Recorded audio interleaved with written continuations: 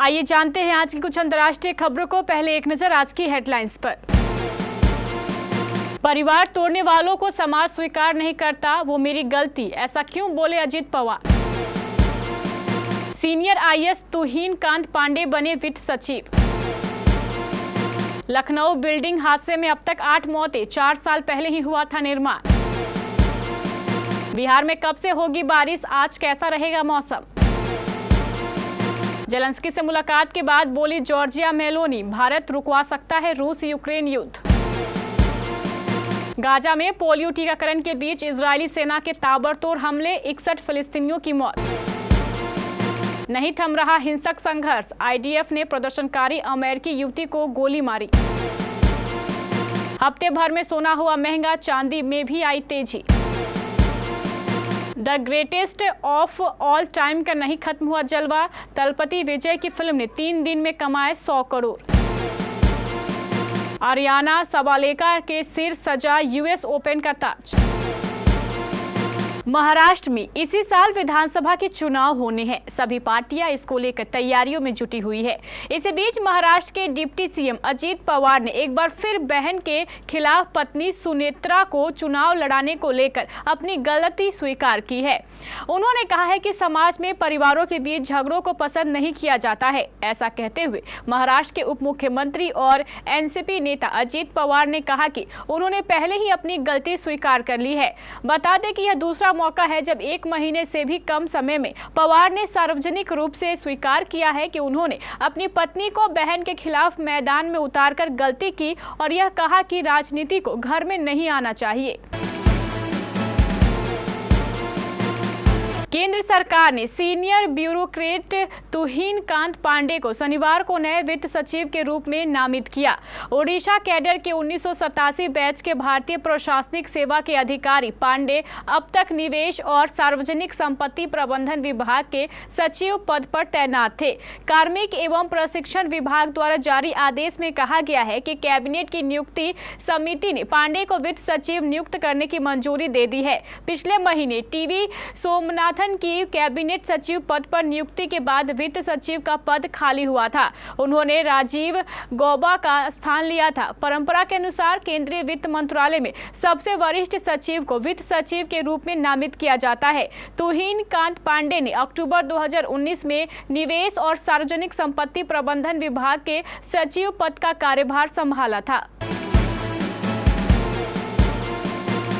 लखनऊ के ट्रांसपोर्ट नगर में हुए बिल्डिंग हादसे में देर रात मलबे से 3 और शव निकाले जाने के बाद मौतों की संख्या बढ़कर 8 हो गई है। एनडीआरएफ, एसडीआरएफ और जिला प्रशासन की टीमें अभी भी रेस्क्यू ऑपरेशन में जुटी हुई है। एक पुलिस अधिकारी ने बताया है कि 3 मंजिला जो इमारत गिरी है उसका निर्माण करीब 4 साल पहले ही किया गया था। अधिकारियों ने रविवार को बताया कि रेस्क्यू ऑपरेशन में जुटी टीमों ने मलबे से 3 और शव निकाले हैं, जिसके बाद इस हादसे में मरने वालों की संख्या 8 हो गई है।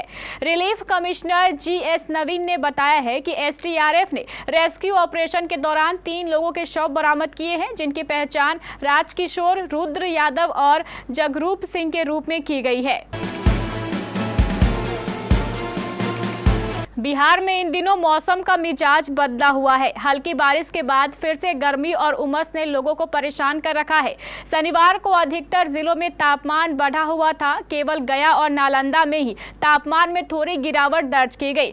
सबसे अधिक गर्मी सीतामढ़ी में रही, जहां तापमान 39.4 डिग्री सेल्सियस तक पहुंच गया है। मौसम विभाग ने अगले 2 दिनों तक बारिश की कोई संभावना नहीं जताई है। मौसम विभाग ने बताया है कि 9 सितंबर यानी सोमवार की सुबह तक बारिश की कोई संभावना नहीं है। फिलहाल किसी भी तरह की कोई चेतावनी जारी नहीं की गई है। हालांकि सोमवार को दिन में मौसम थोड़ा बदल सकता है। मंगलवार तक कुछ इलाकों में वज्रपात और मेघ गर्जन हो सकती है। लोगों को सतर्क रहने की सलाह दी गई है। रूसी राष्ट्रपति व्लादिमीर पुतिन के बाद अब इटली की प्रधानमंत्री जॉर्जिया मेलोनी ने भी कहा है कि भारत यूक्रेन युद्ध को खत्म कराने में महत्वपूर्ण भूमिका निभा सकता है। रूस और यूक्रेन फरवरी 2022 से ही युद्ध में उलझे हुए हैं। मेलोनी की यह टिप्पणी शनिवार को सेनोर्बियो में एम्ब्रोसेटी फोरम में उनके संबोधन के दौरान आई। उन्होंने इसके कुछ देर पहले ही यूक्रेनी राष्ट्रपति वोलोदिमीर जेलेंस्की से मुलाकात की थी। इटली के पीएम ने जब यह टिप्पणी की उस समय भी यूक्रेनी राष्ट्रपति उनके साथ मंच पर उपस्थित थे। जॉर्जिया मेलोनी ने अपने संबोधन के दौरान कहा, यह स्पष्ट है, यदि अंतर्राष्ट्रीय कानूनों का उल्लंघन होगा तो संघर्ष और संकट और बढ़ेगा। गाजा पट्टी में बच्चों के पोलियो टीकाकरण के बीच इजरायली सेना के हमले भी जारी है। बीते 48 घंटों में गाजा में इन हमलों में 61 लोग मारे गए हैं। इनमें से 28 शनिवार को मारे गए। इस दौरान जबालिया के शरणार्थी शिविर पर इजरायल ने हवाई हमला कर 8 लोगों को मार डाला और 15 को घायल किया। वैसे 7 अक्टूबर 2023 से जारी इजरायली हमलों में अभी तक लगभग 41,000 फिलिस्तीनी मारे जा चुके हैं। फिलिस्तीनी संगठन हमास, इस्लामिक जिहाद और फतह के लड़ाके भी आपसी मतभेद भुलाकर आर पार की लड़ाई में इजरायली सेना का मुकाबला कर रहे हैं। फिलिस्तीन के पश्चिमी तट पर बस्ती बसाने के खिलाफ एक विरोध प्रदर्शन में शामिल अमेरिकी महिला आइसेनूर एजगी ईगी की इजरायली सैनिकों द्वारा गोली मारने से मौत हो गई। 2 डॉक्टरों ने कहा महिला के सिर में गोली मारी गई है। अमेरिकी विदेश मंत्रालय के प्रवक्ता मैथ्यू मिलर ने तुर्की में जन्मी ईगी की मौत की पुष्टि की, लेकिन यह नहीं बताया कि उसे इजरायली सैनिकों ने गोली मारी या नहीं। व्हाइट हाउस ने कहा है कि वह एक अमेरिकी नागरिक की हत्या से बहुत परेशान है।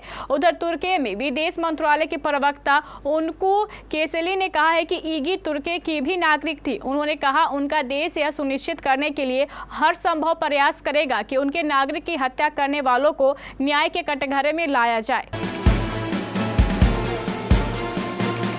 भारतीय सराफा बाजार में सोने चांदी की कीमतों में इस हफ्ते शानदार तेजी देखने को मिली है।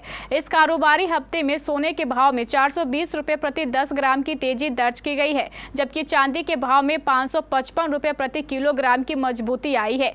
Indian Boolean and jewellers association यानी IBJA की वेबसाइट के मुताबिक इस बिजनेस वीक की शुरुआत में सोमवार को 24 कैरेट सोने का रेट 71,541 रुपये प्रति 10 ग्राम था, जो शुक्रवार 6 सितंबर तक बढ़कर 71,931 रुपये प्रति 10 ग्राम पर पहुंच गया। वहीं 999 शुद्धता वाली चांदी की कीमत 82,780 से बढ़कर 83,338 रुपये प्रति किलोग्राम पर पहुंच गई। बता दें कि IBJA की ओर से जारी कीमतों से अलग अलग शुद्धता के सोने के स्टैंडर्ड भाव की जानकारी मिलती है। साउथ सुपरस्टार तलपति विजय की latest film the greatest of all time यानी गोट 5 सितंबर को वर्ल्ड वाइड रिलीज हो गई है।